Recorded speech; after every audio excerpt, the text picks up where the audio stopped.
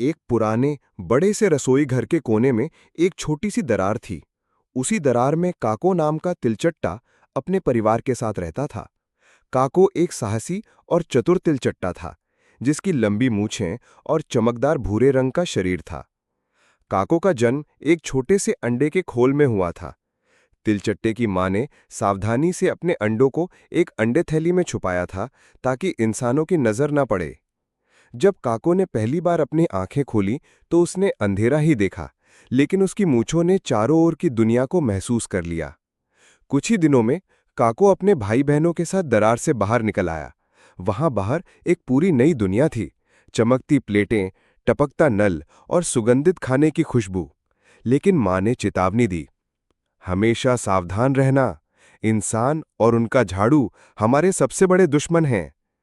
काकू बहुत जिज्ञासु था। वो रात में चुपचाप बाहर निकलकर खाने की तलाश करता।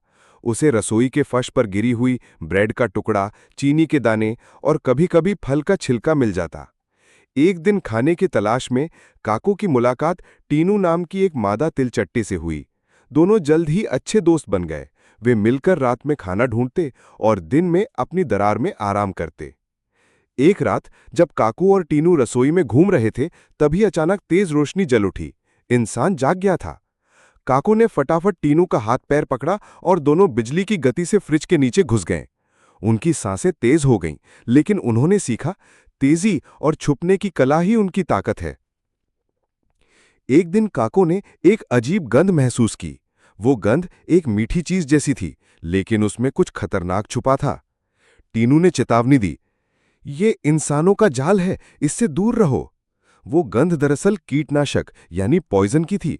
अगर काको ने टीनू की बात नहीं मानी होती तो शायद उसकी जान चली जाती।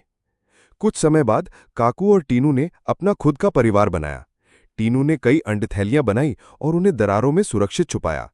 कुछ ही हफ्तों में छोटे छोटे नन्हे तिलचट्टे पैदा हुए, जो बिल्कुल काको जैसे दिखते थे। जैसे जैसे परिवार बढ़ा, वैसे वैसे खाना ढूंढना मुश्किल हो गया। इंसान अब ज्यादा सफाई रखने लगे थे। झाड़ू, पोछा और स्प्रे सब उनके दुश्मन थे। लेकिन काको हार मानने वाला नहीं था। उसने घर के दूसरे हिस्सों में खाना खोजने की योजना बनाई। सर्दियों में रसोई का कोना भी ठंडा हो गया था। तिलचट्टे गर्म जगहों की तलाश में अलमारी के पीछे, फ्रिज के मोटर के पास और गैस चूल्हे के नीचे जा बैठे। काको ने अपने बच्चों को सिखाया, जीवन में बदलाव के साथ जीना सीखो, तभी बचोगे। एक दिन इंसानों ने घर में बड़े पैमाने पर कीटनाशक का छिड़काव किया। कई तिलचट्टे मारे गए। काको ने अपने परिवार को बचाने के लिए दीवार में गहरी दरार ढूंढी और सबको वहां ले गया। कई दिन तक वे बाहर नहीं निकले, जब तक गंध खत्म नहीं हुई। समय के साथ काको को लगा कि इस घर में रहना अब मुश्किल हो गया है। उसने अपने परिवार के साथ पास वाले पुराने गोदाम में जाने का फैसला किया, जहां खाने पीने की भरपूर व्यवस्था थी और इंसान कम आते थे। काको ने अपने बच्चों को आखिर में यही समझाया, हम छोटे हैं, लेकिन हमारी ताकत हमारी तेजी, चतुराई और अनुकूलन क्षमता है। अगर हम बदलते माहौल के साथ खुद को बदलना सीख लें तो हम हमेशा जीवित रहेंगे।